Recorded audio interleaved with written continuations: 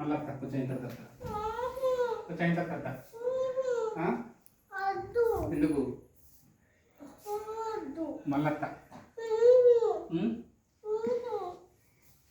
సరే మళ్ళీ అత్త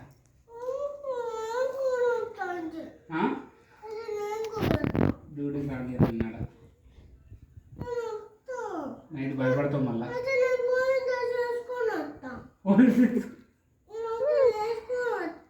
దొంగలు ఉంటారా మళ్ళా